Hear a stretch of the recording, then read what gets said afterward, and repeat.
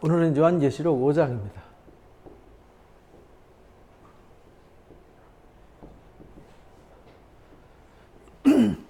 계시록이 한 번도 안 읽어본 사람한테는 너무나도 낯선 이야기고, 뭐 한두 번 읽어보고 몇 번 읽어본 사람한테는 어렵고 두렵다라는 생각을 갖게 됩니다.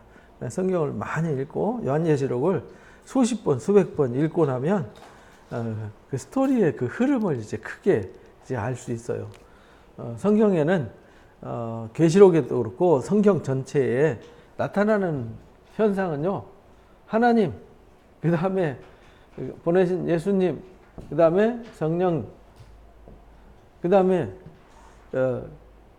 이분들이 누구를 위해서 일하냐? 사람을 위해서 일하잖아요. 사람, 우리를 위해서 일한단 말이에요. 우리. 그러니까 성경 이 계시록 이야기도, 성경 60권 얘기도 다 누구 얘기냐면 하나님께서, 예수님께서, 성령께서 우리를 위해서 무슨 일을 하시는가? 어떤 일을 하시는가?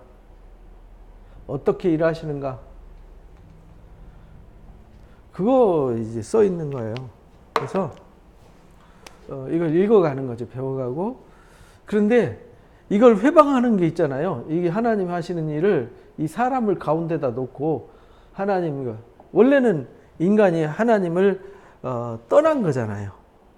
떠나서 다시 데려오는 거, 회복의 역사인데, 왜 떠났냐면 사탄이 때문에 떠났는데, 여기 이제 사탄의 역사가 있는 거죠.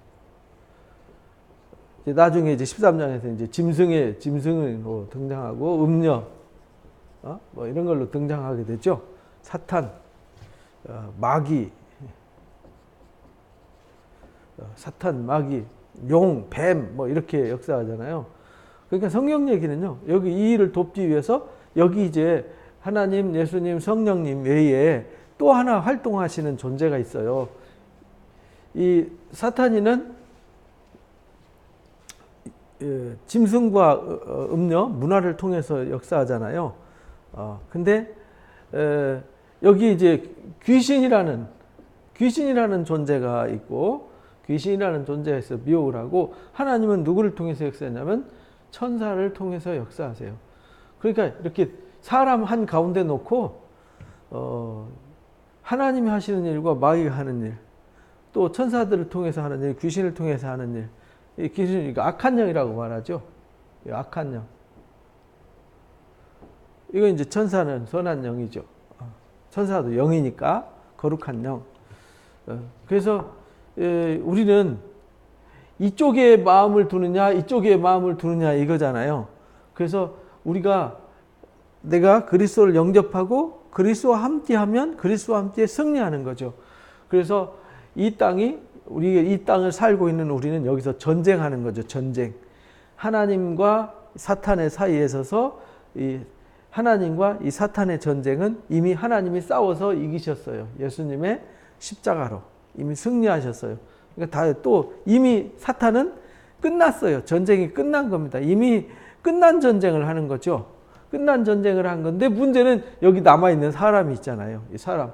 하나님은 모든 사람들이 다 구원받기를 바라는데, 이 사탄의 유혹에, 아직까지는 이 사탄의 권세 아래, 권력 아래 있단 말이죠. 이 세상이. 죄와 육신이라고 하는, 탐욕이라고 하는 굴레에 모두가 이 사탄에게 있는 거죠. 그래서 예수님이 이 땅에서 값을 지불하고 구원해 내시는 거죠. 값을 지불하고. 그래서 값을 지불할, 예수님을 영접한 사람들만 값이 지불이 되는 거예요. 예수님 영접하지 않으면 값 지불이 안 되잖아요.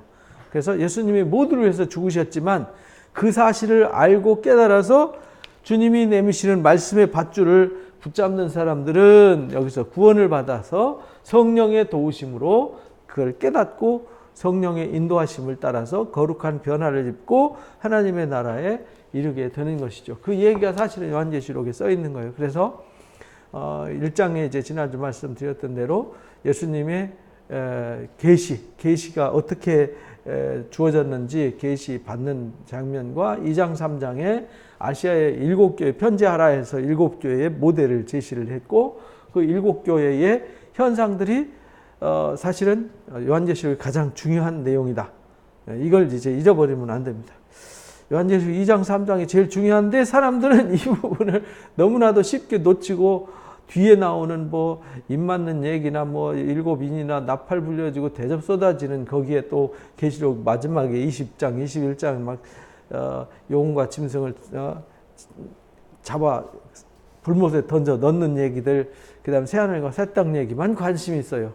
중요한 건 누구냐면 주인공인 내가, 여기 사람인 내가 어느 편에 서 있느냐가 중요한 거지, 하나님이 어떤 일을 어떻게 하냐는 중요한 게 아니에요. 내가 거기에 속해 있지 않으면 하나님이 무슨 일을 하든 나하고 무슨 상관이 있어요? 아무 상관없는 거지. 그래서 중요한 것은 2장 3장인 내가 성령의 음성을 알아듣느냐. 성령이 교회들에게 하시는 말씀을 깨달아라 이렇게 말했잖아요. 성령이 교회들에게 하시는 말씀을 들어야 돼요. 그리고 깨달아야 돼요. 그리고 이기는 자가 되어야 돼요. 이겨야 돼요. 내가 누구하고 이겨야 되느냐? 이 사탄과의 싸움에서 이기는 거예요. 그러니까 사탄과의 싸움은 뭐냐면 나 자신과의 싸움일 수도 있어요. 왜냐하면 사탄이가 나라고 하는 이 자아를 통해서 역사하기 때문에 나와의 싸움이에요. 외부와의 싸움은 아니에요.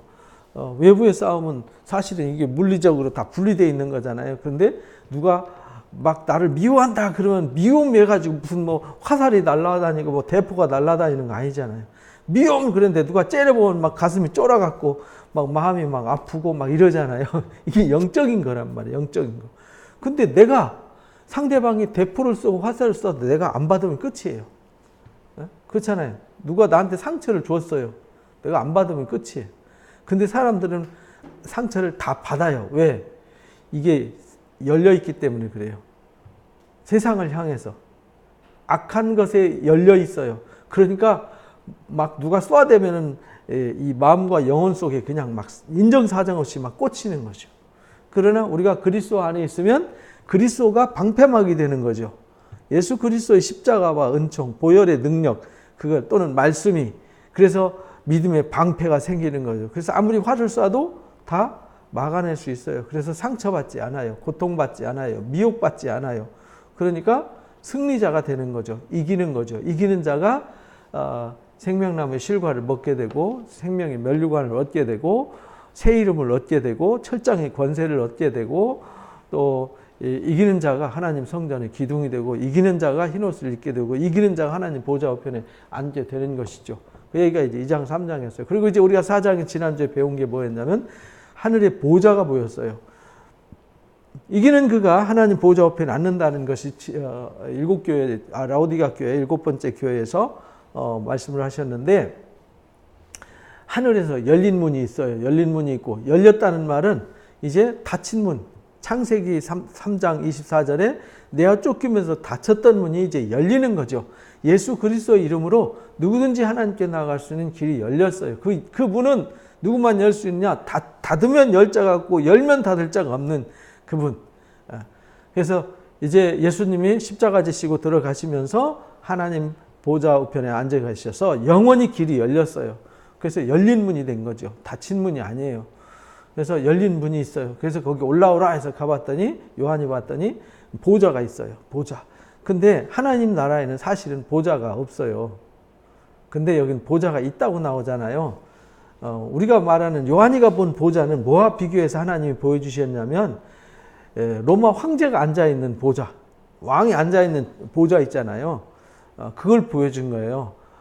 이 세상에는 이 세상의 통치자, 전적인 권력을 가지고 사람의 생사 여타권을 가지고 죽이고 살리는 무지막지한 이 제국의 황제가 앉는 보좌가 있는데 그 보좌 대신 하나님의 보좌를 보여주신 거죠. 근데 하나님 나라에는 하나님이 앉아 계시고 왕자리에 앉아서 이렇게 앉아 계신 하나님이 아니라는 겁니다.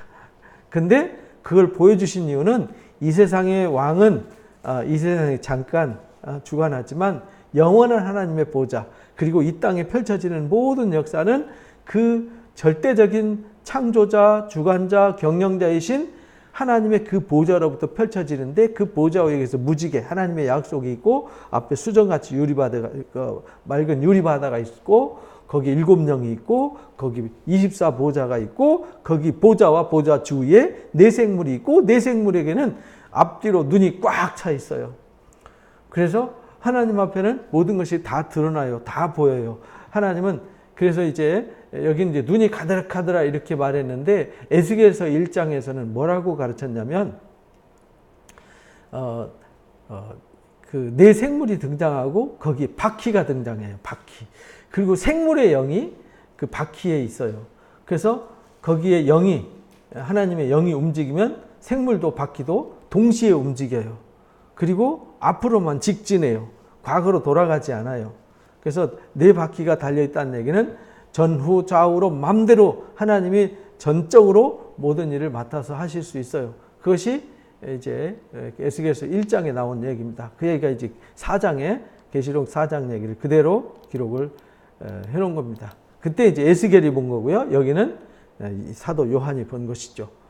그래서 거기에서 24 보좌에 앉아 있는 자들이 나중에 이 면류관을 하나님 앞에 드리죠. 다시 돌려드려요. 왜냐하면 그 면류관, 그러니까 여기서도 설명했듯이 하나님 나라에 가면 하나님, 예수님, 성령님과 천사 외에는 하나님 나라 아무도 없어요. 또 뭐 어떤 존재가 존재하면 거기는 하나님 나라가 아니에요. 그리고 그 앞에 보좌나 주변에 앉는 자는 다 누구냐면 택하신 사람들이지, 하나님의 택하신 약속의 자손들, 약속의 백성들이 거기 가는 거지, 거기에 하나님 나라에 또 다른 누가 가고 또 누가 있으면 안 되는 거예요. 그래서 거기 24 장로는 택하심을 받은 믿음에 승리한 사람들, 보좌 우편에 앉게 해준다고 하는 그 사람들을 말한 것이었다라고 지난주에 말씀을 나눴습니다. 그리고 그들이 찬송하죠. 내 생물들이 찬양합니다. 하나님, 영원히 살아계신 하나님 앞에 거룩하다, 거룩하다, 거룩하다라고 찬송을 하게 되는 거죠. 그래서 그 내 생물도 하나님이 사자 같고 송아지 같고 사람 같고 독수리 같다, 이렇게 해서 하나님의 그 아들의 속성, 하나님의 속성, 아들의 속성을 가진 하나님의 사자의 모습을 보여주셨다. 그래서 그가 이 땅에 하나님의 뜻을 선포하게 되잖아요. 그래서 이제 인을 떼게 되면 내 생물이 음성을 발하게 되는 거예요. 그래서 천사가, 하나님의 사자가 그 말씀을 전달해 주는 거죠. 그래서 요한도 지금 그 말씀을 하나님의 사자가 전해주는 것을 듣고 받은 것을 선포하는 거잖아요. 그래서 그 말씀을 받을 때는, 먹을 때는 달아요. 그런데 뱃속에서는 쓰게 되는 거죠. 그래서 다시 예언하게 되는 거더라. 이렇게 이제 에스겔서 3장에 나오는, 2장 3장에 나오는 말씀이나 또 여기 이제 계시록에 나오는 말씀이 이제 같아지는 거예요. 10장 11절 말씀과. 그래서 이제 보좌, 하늘 보좌가 펼쳐졌어요. 거기에는 펼쳐져 있는 그 보좌와 그 주변과 주위에 그 앞에 있는 모습이 로마 황제가 앉아있는 그 보좌와 비교를 한 거죠. 이 세상에 아무리 힘이 세고 권력이 있는 거기 부러워하지 마라, 두려워하지 마라. 진짜 모든 역사를 주관하고 모든 것을 다 하시고 모든 것을 주관하시는 하나님이 전능하신 하나님이다. 그가 더 위대한 보좌에 계신다라는 것을 보여주신 거예요. 그래서 주님이 진짜 주님이세요. 로마 황제가 주님이 아니고, 그때는 로마 황제를 주님이라 그러니까 퀴리오스라고 고백을 하게 했어요. 1년에 한 번씩은 로마 황제는 나의 주요, 나의 하나님이라고 고백할 수 있어 했어요. 근데 그 고백이 아니라 이제는 영원한 하나님만이 나의 하나님이고 나의 주님이세요. 그 보좌를 통해서 앞으로 우리가 구원받는 일, 우리가 보호받는 일, 사탄의 모든 역사를 다 뒤집어 엎고 심판하시는 모든 역사는 누가 하시느냐? 보좌에 계신 하나님이 하신다라는 것을 보여주신 겁니다. 그것이 지난주에 4장 말씀이었어요. 그래서 24 장로들과 그 천사들이 또는 대생물들이 찬송하는 얘기를 우리가 들었습니다. 그리고 5장에 보니까 내가 봄에 이제 보좌가 또 나와요. 그죠? 그 보좌, 4장에 나오는 보좌예요. 이거는 세상에 짐승들이 앉아있는 보좌. 이제 뒤에 이제 나중에 또 공부합니다만은 보좌가 짐승이 앉아있는 세속 권력의 보좌가 있어요. 그리고 하나님이 앉아 계신 보좌가 있어요. 근데 이 짐승의 보좌는 다 무너져요. 심판을 받아요.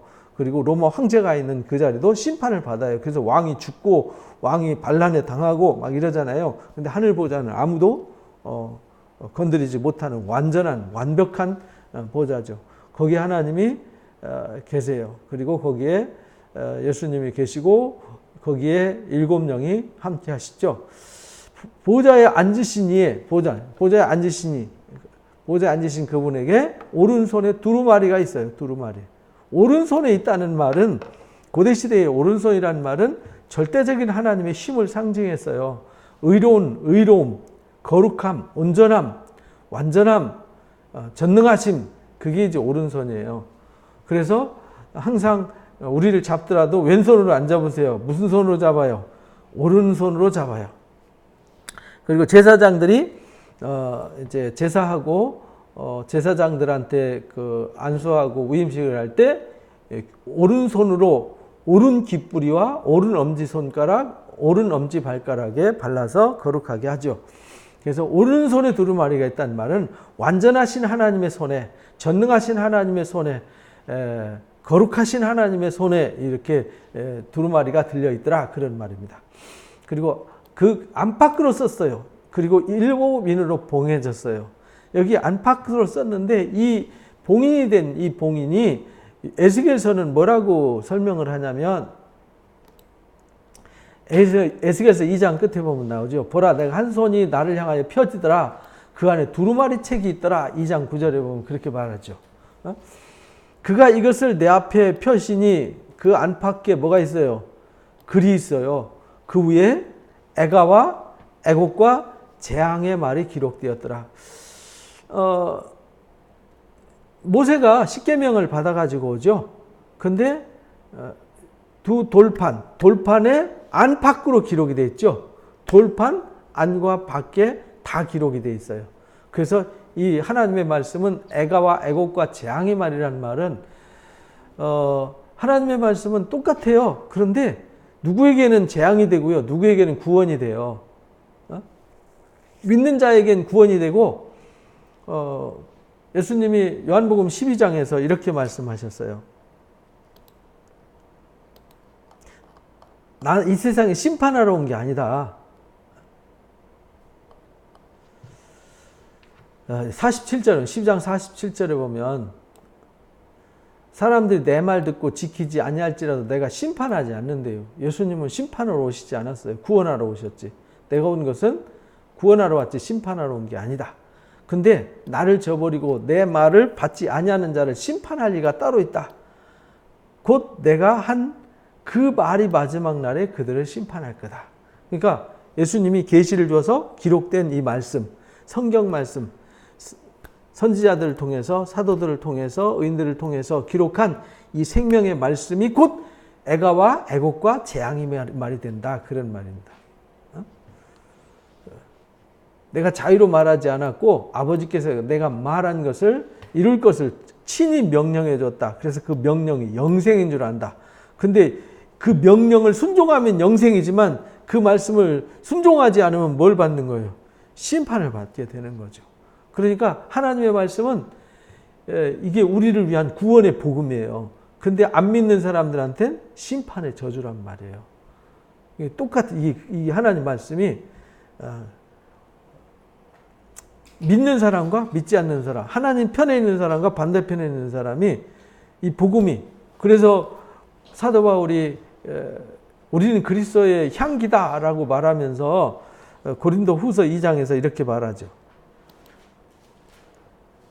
고린도 후서 2장에 보면 끝에 우리는 구원 받는 자들에게나 망하는 자들에게 하나님 앞에 그리스도의 향기다. 2장 15절에 그렇게 말하죠.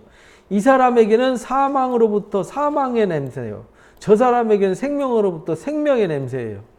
무슨 말이냐면 로마 군인들이 전쟁에서 승리했어요. 그러면 백마 타고 그 뒤를 쫙 따라요. 그 승리에 입성할 때 백마 타고 막 개선문 들어올 때 그때 이제 향을 피워요.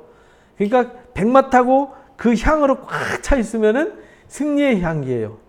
야, 승리했다. 그래서 향 냄새마다 와, 이겼군. 우리 전쟁 가서 이겼군. 그래서 백마 타고 멀리서 봐도 이긴 거구나. 금방 알 수 있어요. 근데 그 뒤에 포로들이 끌려와요. 묶여가지고 끌려옵니다. 그 사람들한테는 그 향이 무슨 향기겠어요? 사망의 향기가 되는 거죠. 왜? 패배자니까. 그러니까 우리가 예수를 믿어서 성화돼가지고 거룩해져서 흰옷 입고 어린 양의 신부로 준비된 사람들에게는 이 복음이 능력이고 구원이고 축복이고 영광인데, 안 믿는 사람들, 짐승에게 매여있고 사탄에게 얽매여서 사탄의 종이 된 자들에게는요, 심판과 재앙. 그래서 성경이 애가와 애곡과 재앙의 말이 기록되었더라. 에스겔이 바빌론 포로로 잡혀가서 1차, 2차 포로로 잡혀가고 3차 포로 직전에 이제 계시를 주었잖아요.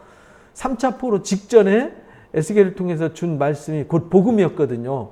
그런데 그 말씀은 포로로 잡혀가서 그 말씀을 순종한 사람들한테는 복음이지만, 교만하고 하나님 말씀을 알던 시드기야 왕과 그 거짓 선지자들은 그 말씀이 애가와 애곡과 재앙의 말이었어요. 똑같은 말이지만 그런 말입니다. 계시록 4장 얘기가. 그래서 여기 5장이죠. 5장. 여기 보좌의 오른손에 있는 두루마리는 곧 이 구원의 복음이에요. 그런데 이 구원의 복음이 열려지면요, 재앙이 펼쳐져요. 그런데 재앙은 누구한테만 당하느냐? 믿지 않는 자들, 사탄에게, 거짓 선지자들에게, 짐승에게, 용에게 임하는 것이죠. 구원받는 우리에게는 아무 상관없어요. 그래서 이 심판할 때 절대 이마에 인맞은 자에겐 뭐 하지 말라? 가까이 하지 마라. 계시록에만 나오는 게 아니라 에스겔서 9장에도 그러잖아요. 서기관의 먹긋한 자가 등장해서 이 가증한 일로 탄식하며 우는 자의 이마에 표하라 그러잖아요. 그러면서 뒤에 살육기계가 막 따라가면서 살육을 하게 됩니다. 그게 이제 에스겔한테 7장부터 이제 8장에 예루살렘이 타락하고 성전이 타락해서 3차 포로로 잡혀갈 때 하나님 심판을 얘기하니까 에스겔이 항변한 거죠. 어떻게 그 거룩한 성전을 또 거룩한 사람들을 심판할 수 있습니까? 하니까 머리채 딱 끌고 가서 지난주에 말씀드렸잖아요. 보여줬어요. 얼마나 가증하고 부패하고 타락했는지를. 그러면 다 심판할 겁니까? 아니에요. 그가 큰 소리를 외쳐 내게 이르되 이 성읍에 관할한 자들이 각기 죽이는 무기를 손에 들고 나오게 하라. 그래서 죽이는 무기 갖고 나와요. 이게 이제 심판이잖아요. 그 6사람이 북항한 우물길로 이제 오게 됩니다. 근데 거기 서기관에 먹그릇 찬 자가 나오죠. 거기 베옷을 입고 먹그릇 찾는데, 성읍, 예루살렘 성읍 중에 순행해서 그 가운데서 행하는 가증한 일, 예루살렘에서 이루어지는 가증한 일로 인해서 가슴을 치면서 탄식하는 자들, 부패와 타락을 보고 가슴 치면서 애통하는 자들, 그들을 향해서 이마에 표하라 이렇게 말해요. 그리고 그들에 대하여 내 귀에 이르시되 너희는 그들을 따라 성읍 중에 돌아다니며 불쌍히 여기지 말고 긍휼히 여기지 말고 쳐서 늙은 자, 젊은 자, 처녀, 어린이, 여자 다 죽이되 이마에 표 있는 자는 가까이 하지 마라. 어디서부터 시작하라고요? 내 성소에서부터 시작해라. 그래서 심판은요, 어디서부터 시작되냐면 하나님의 거룩한 성소에서부터 시작이 되어지는 겁니다. 사실은 알곡 가라지를 제일 먼저 가르는 저소는 교회거든요. 왜냐하면 밖에는 알아서 가라지잖아요. 그건 가라지도 아니죠. 이미 심판의 자리에 있는 거니까. 그러니까 교회에서 이 진짜와 가짜를 가려내는 거죠.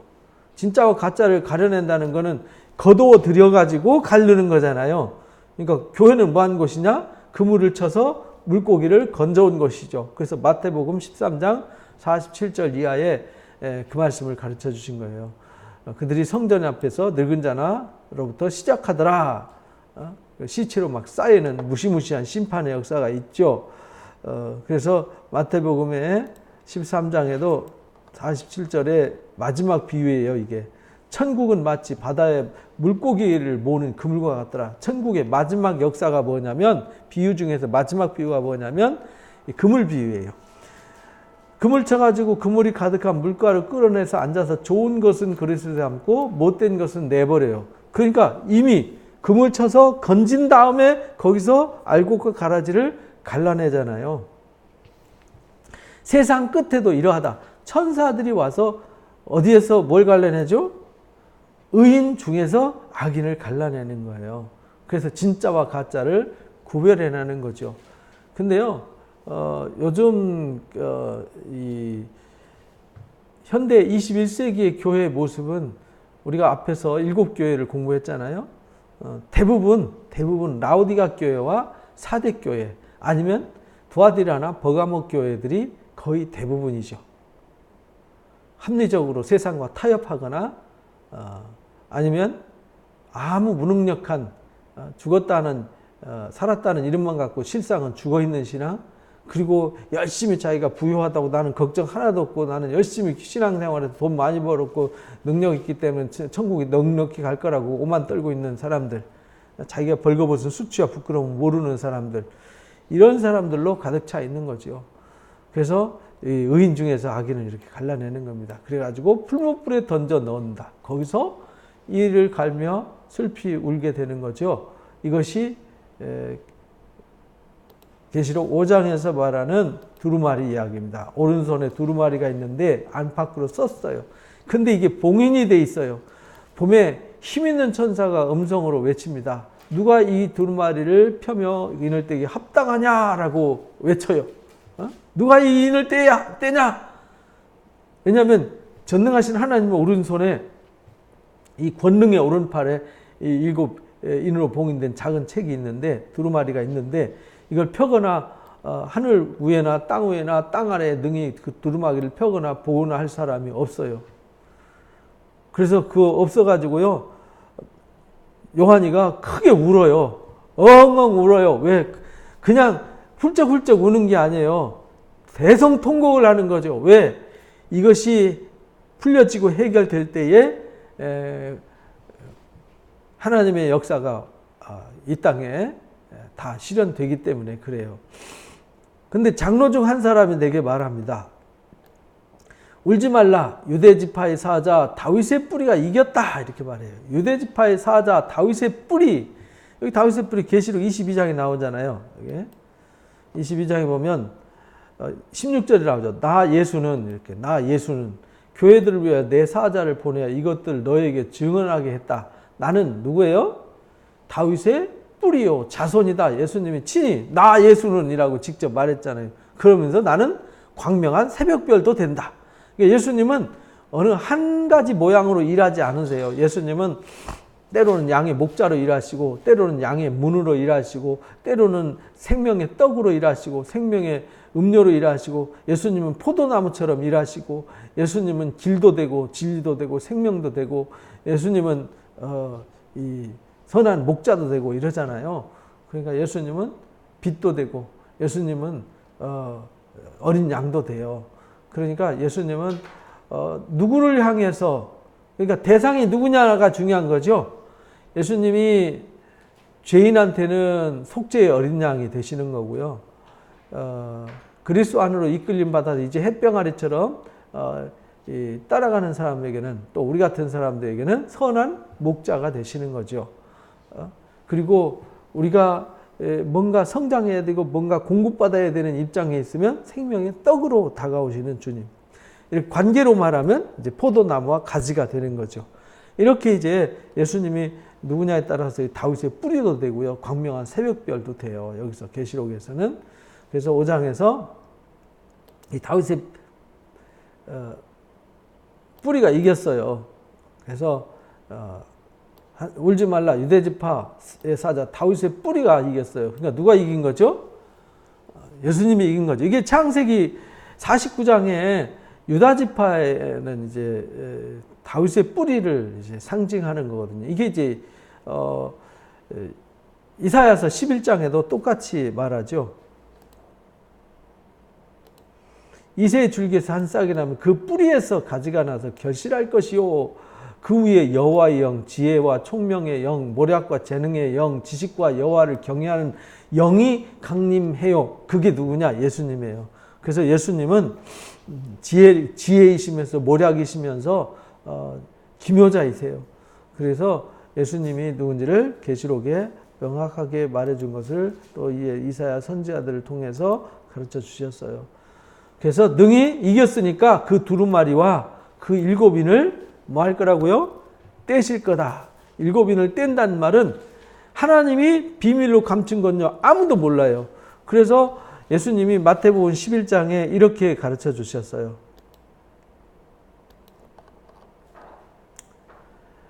27절에 보면 26절에 옳소이다 이것이 아버지의 뜻이니다 어린아이들한테만 보이신다는 거죠. 아버지께서 모든 것을 내게 주셨어요. 예수님에게 주셨어요.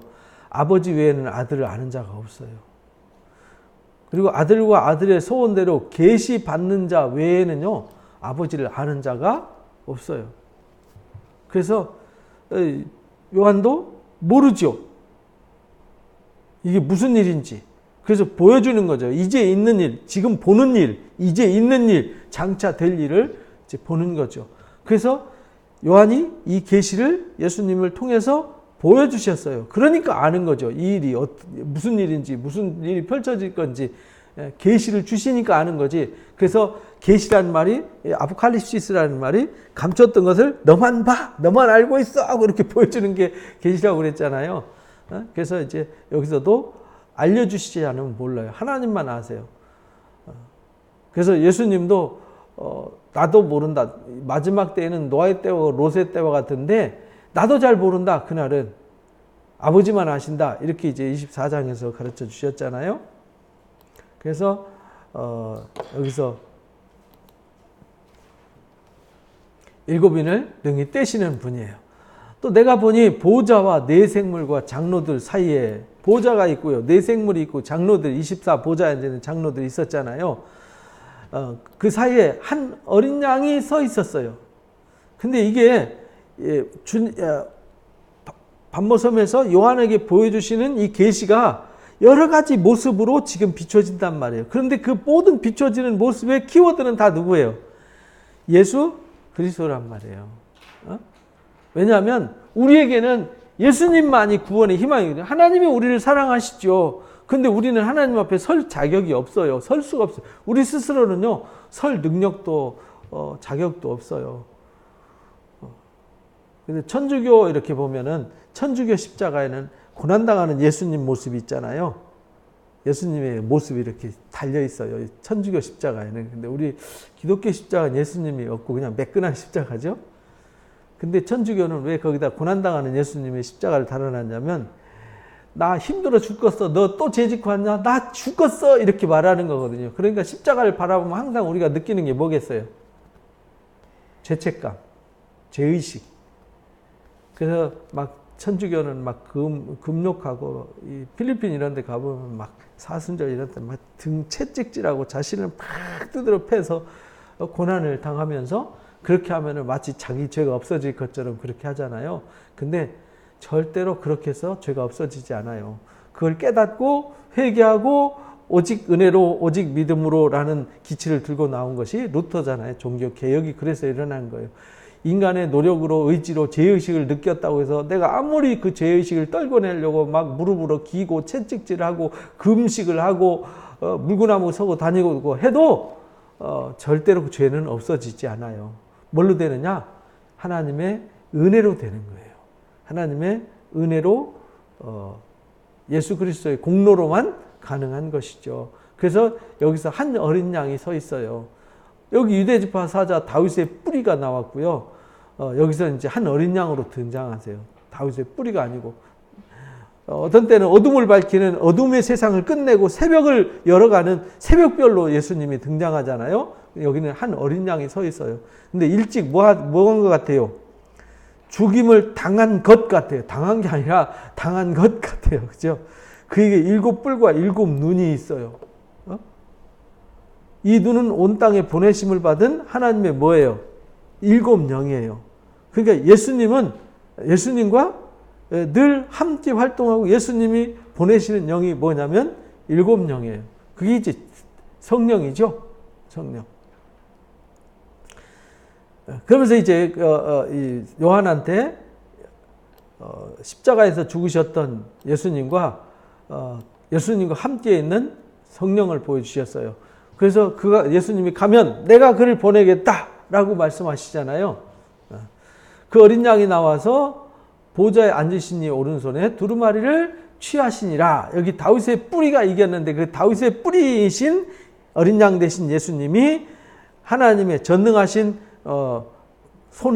전능하신 손 안에 있는 그 두루마리를 취하십니다. 그리고 그 두루마리를 취하니까 내생물과 24장로들이 그 어린 양 앞에 엎드려요. 내생물과 24장로가 어린 양 앞에 엎드립니다. 왜냐하면 예수님이 십자가를 지시고 예수님만이 이제 사망의 권세와 예수님만이 이 모든 사망의 권세를 깨뜨리고 생명으로 나아가는 유일한 길을 여시는 유일하신 분이란 말이에요. 그러니까 그 앞에 엎드려 경배하는 거죠. 검은 고와 향이 가득한 금대접을 가졌더라. 이 향은 성도의 뭐예요? 기도더라. 이렇게 말해요. 기도. 그래서 예수님, 하나님의 그 간절한 기도가 하나님 앞에 상달되어져서 이 땅에 예수님이 오셨고 예수님이 십자가 지시고 승리하셔서 이제 이 땅에 남아있는 마지막 하나님의 역사가 이제 이루어지게 되는 거죠. 이게 나중에 이제 인을 뗄 때, 다섯째 인을 뗄 때에 또 나타나는 이야기가 있어요. 거기 순교자들의 영들이 하나님 앞에 엎드려 기도하는 얘기가 나오죠. 이는 향은 성도들의 기도들이더라. 그래서요, 하나님이 하시는 일은 하나님이 하시지만 하나님이 뭐와 함께 일하냐면 성도들의 기도와 함께 일하는 거예요. 성도들의 기도는 뭐냐면 우리가 하나님의 뜻이 하늘에서 이루어진 것처럼 이 땅에 이루어 주시옵소서 하는 기도와 함께 일하는 거예요. 이 땅에서 집 한 채 사게 해주세요. 뭐 1등 하게 해주세요. 부자 되게 해주세요. 이거 목적 이루어주세요. 저거 목적 이루어주세요. 그런 기도가 아니죠. 여기서 성도들의 향에 담긴 이 기도는 하나님의 뜻이 이 땅에 우리를 통해서 이루어지기를 원합니다. 언제 이 뜻을 이루어 주시겠습니까? 그런 기도죠. 그들이 새 노래를 부릅니다. 그리고 24장로와 내생물이 새 노래를 불러요. 두루마리를 가지시고 그 인봉을 떼기에 합당하시도다. 그 인봉을 떼기 합당해요. 하나님의 비밀이 하나님이 이 땅에 펼쳐야 될 심판의 비밀이잖아요. 이 애가와 애국과 재앙의 말이 펼쳐져요. 그래서 인봉이 띄어질 때 재앙이 나타나요. 그리고 일곱째 인을 뗄 때에 일곱 나팔이 예비가 돼요. 그리고 일곱째 나팔 불려질 때 호련히 순식간에 다 변화되는 역사가 있죠. 그리고는 일곱 나팔 불려진 후에 일곱 대접이 준비돼서 그걸로 세상을 끝내요. 이것이 하나님 하시는 일이란 말이에요. 근데 이 비밀이 공개되는, 일곱인이 공개되지 않고는 이 사탄이가 잡히고 사탄이를 잡아서 심판하셔서 끝내는 일이 없단 말이에요. 그러니까 이 땅에서 요한이가 왜 울고 이 땅에서 우리가 왜 하나님 앞에 애달토록 기도하겠어요? 그건 목적은 딱 하나죠. 하나님 나라가 이 땅에 빨리 이루어지기를 바라는 거. 하나님 나라가 이 땅에 이루어지려면 목적은 하나죠. 뭘 하면 되겠어요? 사탄이를 잡아서 사망을 없애버리면 하나님 나라 끝! 이렇게 되는 거죠.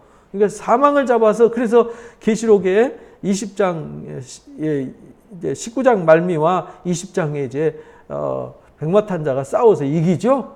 그리고 20장에 이제 하나님이 이 용을 잡아서 불못에 집어 던져 넣어요. 그걸로 영원히 심판이 끝나고요. 둘째 사망의 해가 우리한테는 전혀 없어요. 그리고 첫째 부활이라는 영광이 선물되어지게 되는 것이죠. 그러니까 이 일곱인을 떼는 건요 너무 중요한 거죠. 일곱인이 떼어져야 이 땅이 끝나는 역사가 있으니까. 그래서 이 받기에 합당하다. 역시 저 일은 예수님만이 하실 수 있어. 그래서 예수님을 찬양할 수밖에 없는 거죠. 그래서 그들이 새 노래로 불러요. 이 헛노래가 아니에요. 이 땅에서 부르는 노래가 아니에요. 이 땅에서 부르는 슬피 울면서 우리가 고난당할 때 우리가 우리 길을 의의 길로 인도해 주세요. 우리가 고난당하고 힘들지만 우리가 이웃을 사랑하게 해주세요. 이웃을 섬기게 해주세요. 용납하고 용서하게 해주세요. 이건 이 땅에서 우리가 버텨나가기 위한 인내의 과정이잖아요. 성화의 과정이지만 여기서 새 노래는 뭐냐면요. 이제 그런 것을 위한 찬송이 아니에요. 내가 살다가 힘들고 죄져갖고 문제 일으켜가지고 용서해 주세요. 뭐 이런 기도가 아니고요. 여기서 부르는 새 노래는 모든 걸 다 끝내고요. 하나님의 영광과 찬송만을 드러내는 거예요. 그래서 두루마리를 가지고 인몽떼기 합당하더라. 일찍 죽임을 당하사 각 족속과 방언과 백성과 나라 가운데서 사람들 피로 사서 하나님께 들으셨어요. 그러니까 이 구원받는 사람들은 다 하나님이 예수님을 내어주시고 값을 지불하고 산 사람이란 말이죠. 이 고린도전서 6장 끝절의 말씀처럼 우리는 우리 게 아니다. 너희는 값을 지불해서 돈 주고 샀기 때문에 이제 우리 것이 아니라 주님의 것이다. 이렇게 말했잖아요. 그것처럼 예수님이 당신의 몸을 주시고 우리를 값을 지불하고 피값을 지불하고요. 우리를 샀어요. 피로 곧 생명으로 나를 대신 생명을 던져서 나를 구원했어요. 그래서 하나님 앞에 드렸어요. 그러니까 나는 내 것이 아니라 하나님께 드렸어요. 그러니까 누구 거예요? 하나님 거잖아요. 내 것이 아니에요. 그러니까 하나님 거인 사람들, 이 사람들을 하나님을 찬양할 수밖에 없잖아요. 하나님을 기뻐할 수밖에 없는 거예요. 그 인봉을 떼기에 합당하시도다. 일찍 죽임을 당하사. 왜 합당하냐면 인봉 떼고 인봉 떼서 심판하는 게 왜 합당하냐. 하나님이 심판하는 게 당연한 거예요. 왜? 죽임을 당하사 각 족속과 방언과 백성과 나라 가운데서 사람들을 피로 사셔서 하나님 앞에 들으셨기 때문에 그래요. 그리고 다 구원할 사람들을 하나님 앞에 다 드리고 나머지 이제 뒷정리를 하시는 거죠. 그들로 하나님 앞에 나라와 제사장을 삼으셨어요. 그래서 우리가 하나님 나라가 되는 거잖아요. 그래서 내 안에 주님이 거하심으로 하나님 나라가 임한 거예요. 그래서 내가 하나님 나라가 되고 내가 그리스도의 제사장이 되고 왕이 되는 거잖아요. 베드로전서 2장에 너는 왕 같은 제사장이다 이렇게 말했잖아요. 우리는 하나님 앞에 제사장이에요. 그래서 우리를 아무것도 아닌 우리 죄인을 불러서 하나님 나라와 하나님 나라를 삼았단 말은 하나님 나라의 상속자 삼아주셨다. 하나님 나라의 주인공 삼아주셨다. 그리고 제사장 되게 하셨다. 이 말은 하나님 편에 서게 하셨다. 이런 말이잖아요. 그들이 땅에서 무슨 노릇해요? 그래서 왕 노릇하게 되는 거죠. 그래서 이제 20장에 우리가 첫째 부활의 영광에 이르는데 1000년 동안 왕 노릇하게 된다. 이렇게 이제 우리가 20장에 보면 알 수 있잖아요. 자, 20장에 보면 이렇게 말합니다.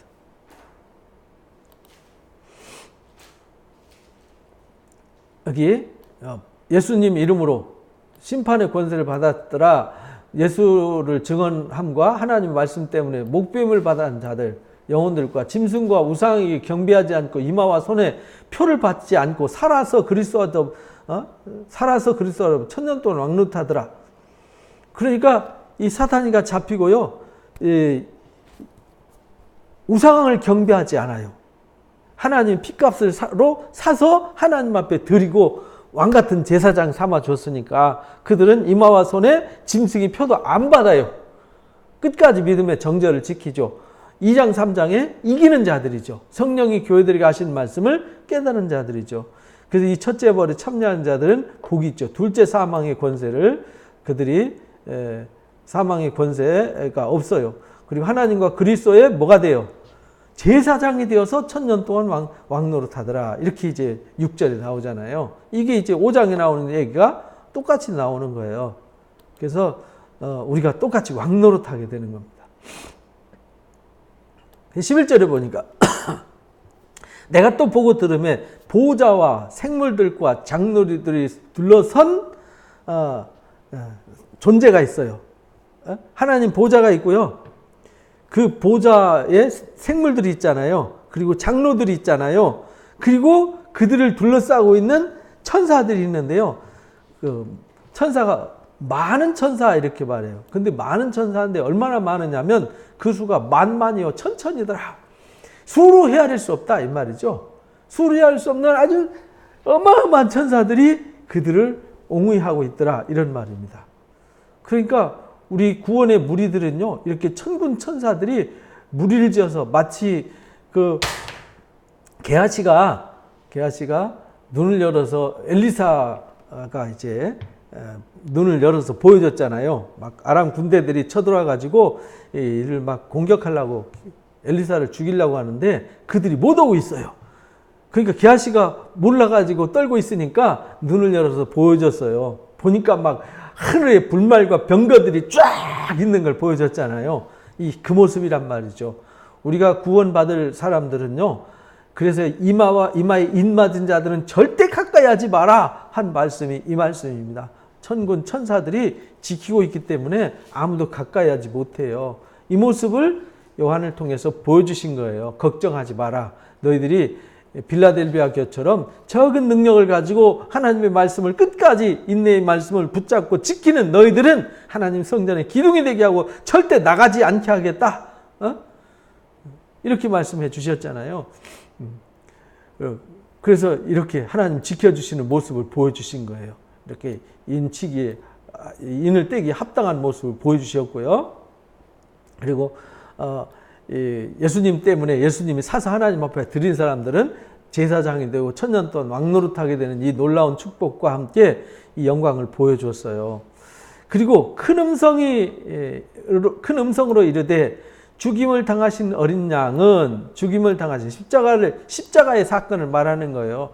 십자가의 은총으로 승리하신 어린 양은 능력, 부, 지혜, 힘, 존귀, 영광, 찬송, 이게 예수님이 받아야 될 그 찬송의 내용이에요.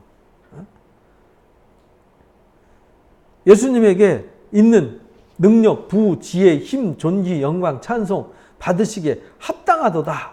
합당해요. 내가 또 들으니 하늘 위에와 땅 아래와 바다 위에 또 그 가운데 모든 피조물이 이르되 보호자에 앉으신 이와 어린 양에게 보호자에 앉으신 하나님과 어린 양 대신 예수님에게 찬송과 존귀와 영광과 권능을 세세토록 돌릴지어다. 왜? 우리를 핏값으로 사서 하나님 앞에 드린 바 됐고, 그래서 우리는 영원히 왕노릇하게 되는데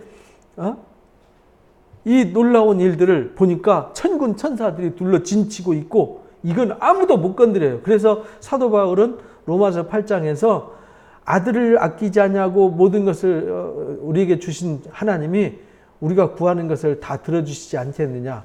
누가 우리를 하나님의 사랑에서 끊을 수 있겠느냐. 칼이나 기근이나 적신이나 위험이나 정사나 권세나 그 어떤 것들도 하나님과 우리 사이의 이 사랑을 끊을 수 없다. 막을 수 없다. 이게 이 말씀이란 말이에요. 이 어마어마한 것을 보여줬어요. 그러니까 그 주님, 그 영광의 아버지와 그 영광의 주님을 우리는 세세토록 찬양할 수밖에 없는 거죠. 그래서 우리 하나님 나라 가면요, 오직 하나님 찬양하는 거 외에는 할 일이 없어요. 그 찬양도 기쁨과 즐거움과 사랑과 감동이 막 뛰어넘쳐서요, 기뻐 뛰면서 찬송하는 이 찬송의 삶이 되는 거죠. 그러니까 내 생물들이 아멘 하고 장로들도 엎드려 경배하더라. 천사들이 이렇게 찬송을 했단 말이에요. 천군 천사들이 큰 음성으로 어린 양에게 능력과 부와 지혜와 힘과 존귀와 영광과 찬송을 받으시기 합당하다라고 하면서 영광을 세세토록 돌려야 된다 하니까 이 은혜를 입은 내 생물과 함께 그 앞에 정말 주인공 된 장로들이 엎드려 가지고 아멘 아멘 하고 하나님 앞에 찬송하게 되는 것이죠. 그러면서 이제 본격적으로 일곱인이 공개되면서 이 땅에 재앙이 쏟아지게 되는 거죠. 재앙이 쏟아지는 그 가운데서도 하나님은 누구를 위해서 일하죠? 구원받을 자들을 위해서 일해요.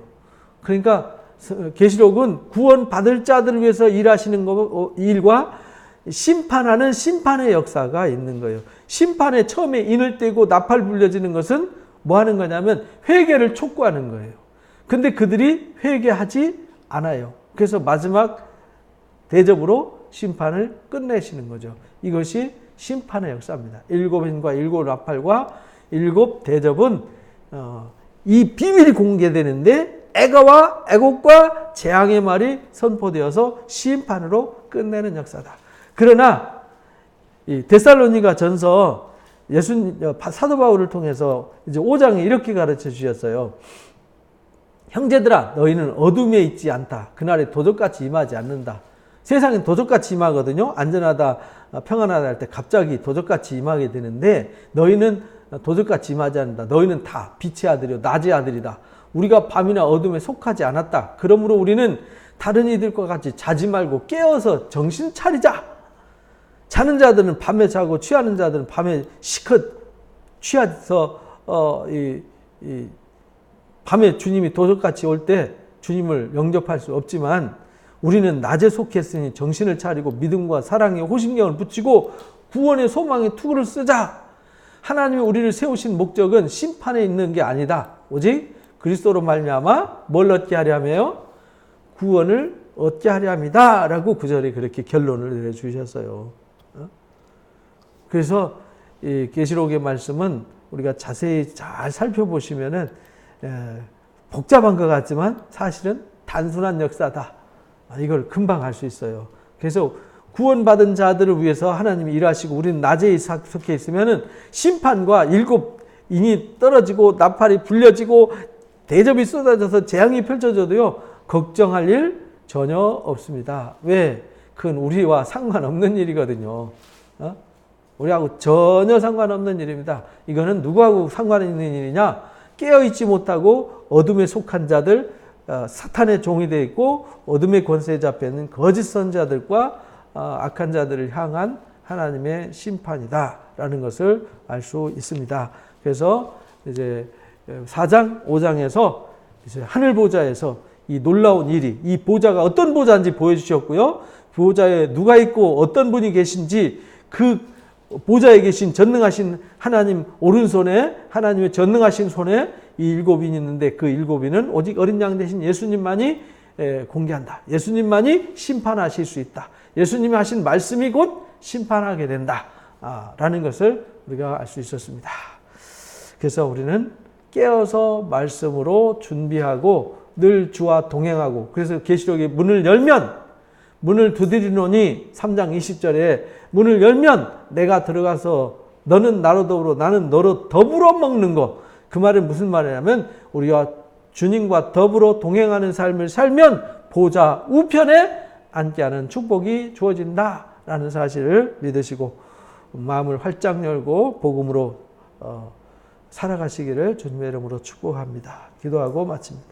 귀한 시간 주셔서 귀한 말씀으로 영적 일깨움 주시니 감사합니다. 계시록의 말씀을 통해서 21세기를 살아가는 오늘날 우리가 어떤 사람이 되어야 할지를 분명히 가르쳐 주셨습니다. 아시아에 있는 7교회 하나님 모델을 거울 삼아서 우리가 어떤 사람인지 어떤 상태인지를 돌아보고 우리가 사탄의 올무에 함정에 빠지는 자 되지 않게 해주시기를 원합니다. 성령이 교회들에게 하시는 말씀을 깨달아 알게 하시고 늘 이기고 또 이기는 자가 되어서 이기는 자에게 주시는 축복을 다 받는 자가 되게 해주시고 이제 어린 양의 어린 양에게 주신 그 7인으로 봉해진 책들이 이제 온 세상에 이 말 하나님의 애가와 애국과 재앙이 선포되어지고 이루어질 것입니다. 그 놀라운 그 역사 속에 우리는 심판의 자리에 서는 자가 아니라 구원의 영광과 찬송의 자리에 서는 자가 되게 해주시기를 원합니다. 천군 천사들 우리를 보호하시고 있음을 믿게 하시고 그 천군 천사들이 찬송하면서 말씀하시기를 부와 능력과 지혜와 힘과 존귀와 영광과 찬송을 받기에 합당하신 우리 주님을 찬양했듯이 우리가 존귀하신 주님을 영화로우신 주님을 우리를 위해서 우리를 핏값으로 사셔서 하나님 앞에 우리를 들이신 그 영광의 주님 우리를 위해서 지금부터 영원까지 함께 하시고 일하실 주님을 위해서 일하는 은혜자들이 되게 하여 주옵소서. 오늘도 귀한 말씀 깨닫게 하심을 감사합니다. 마지막 날에 우리가 깨어서 주 앞에 흠도 없고 점도 없고 티도 없이 온전한 자들로 승리하는 자가 되게 해 주옵소서. 우리 주 예수 그리스도의 이름으로 기도합니다. 아멘. 고맙습니다. 수고하셨습니다.